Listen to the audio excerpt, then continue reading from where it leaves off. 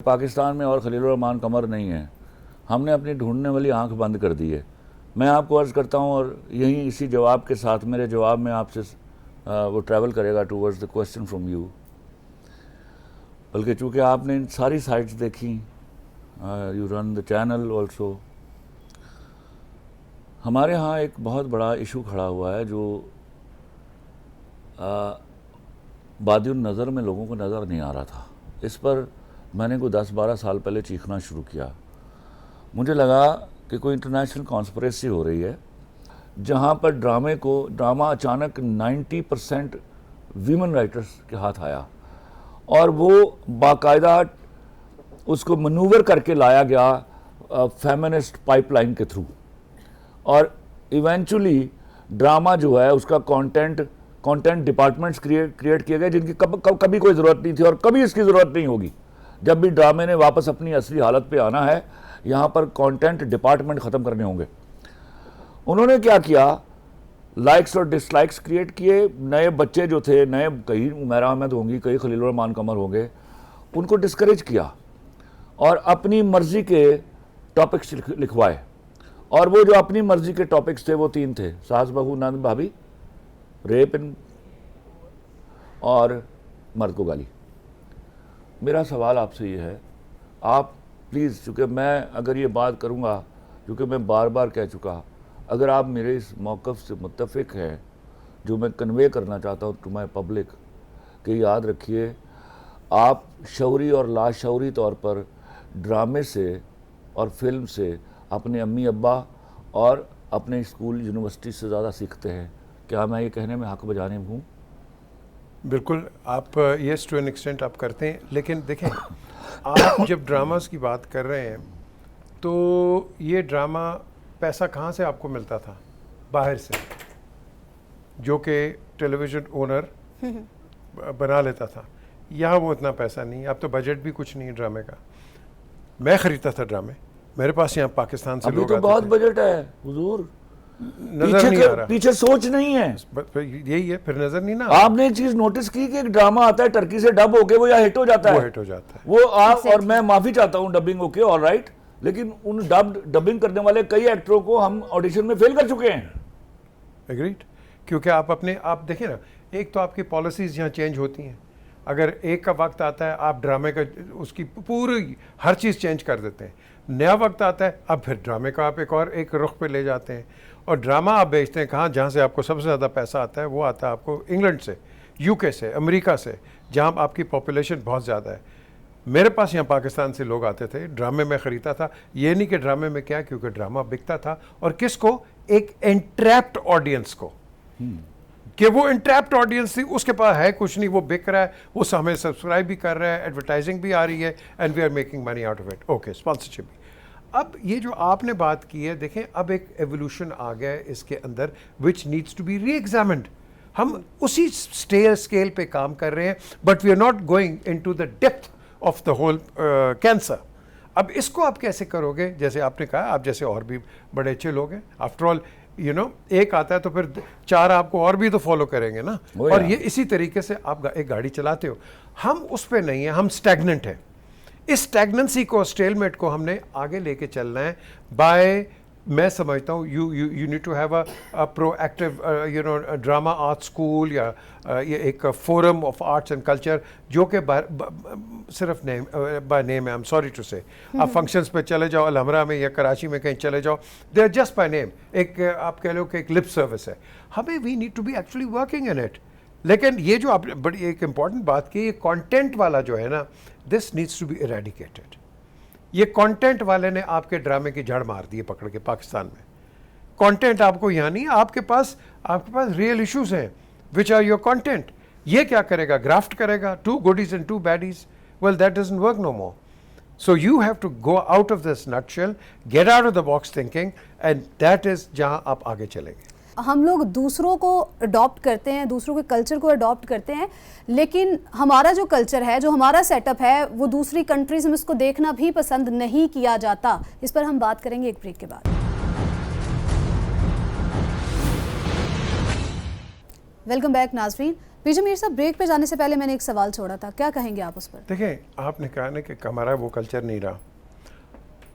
लाहौर में जब हम छोटे होते थे, एक होती थी पार्क टी हाउस, जहाँ चाय पीते थे और स्कॉलर्स आते थे, बड़े बड़े लोग आते थे, and my grandfather used to गो।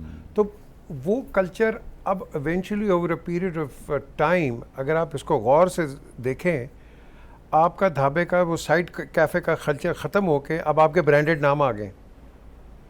कोई ये उधर है, कोई ये है उधर है, उसका आपका कल्चर इवेंचुअली चेंज ही हो गया है। मयार बदल और गया। ये क्यों हुआ है?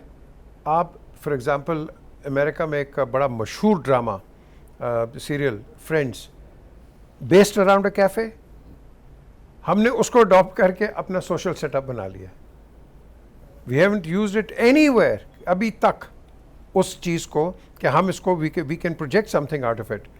यही हमने, जो मैंने अभी एक रेफरेंस पहले भी दिया था, खुदा की बस्ती, वो क्या था? इधर बैठते थे, चाय पी रहे हैं, बात भी हो रही है, ये भी होता था यहाँ। ये ख़त्म हो गया।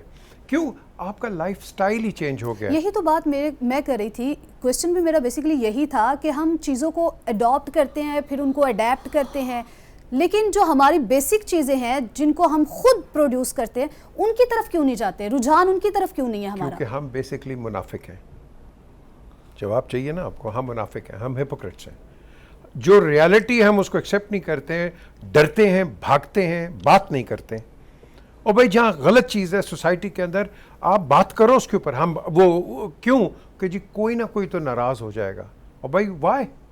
तो आप सोसाइटीज़ को इसी तरह अपने आप को ठीक करते हैं ना, अपने कल्चर को भी ठीक करते हैं, हर चीज़ को आप सोसाइटी के अंदर ठीक करते हैं। क्योंकि मैंने हमेशा कहा है, वो कौमें कभी तरक्की नहीं कर सकती जो अपने ऊपर तनकीद लेना पसंद ना करें। तनकीद बराए तामीर जब होती है तो कौमें बढ़ती हैं। ये पूरी दुनिया की जो रिपब्लिक्स हैं 17वीं सेंचुरी में ही आई हैं ना, उससे पहले तो नहीं थी। अब रिपब्लिक्स जब आई हैं तो उसके अंदर क्रिटिसिज्म भी आती है, इसके अंदर टॉलरेंस भी आती है। हम एक इनटॉलरेंट सोसाइटी है। यही वजह है कि जो हम मिजरी दिखाते हैं, it is out of intolerance, ignorance and arrogance. यही चीज़ें हैं कि हम इसको सही तरीके से डिपिक्ट नहीं करते हैं टेलीविज़न के ऊपर, या आप कह लो कि ड्रामा के अंदर भी, या स्टेज थिएटर जो आपका बड़ा अच्छा था, वो तो अब जुगत के अलावा तो रह ही नहीं गया, ख़त्म हो गया वो। सो मैं समझता हूँ अगेन एज आई सेड, हमें बॉक्स से बाहर निकल के सोचना पड़ेगा, आउट ऑफ द बॉक्स सोचना पड़ेगा। खलील साहब, वाकई में स्टेज थिएटर जो है वो तो बिल्कुल ही पाकिस्तान में ख़त्म ही हो चुका है। देखिए, थिएटर जो है उसको हम कहा करते थे कि वो प्राइमरी स्कूल है बिल्कुल acting वेल का। सेड।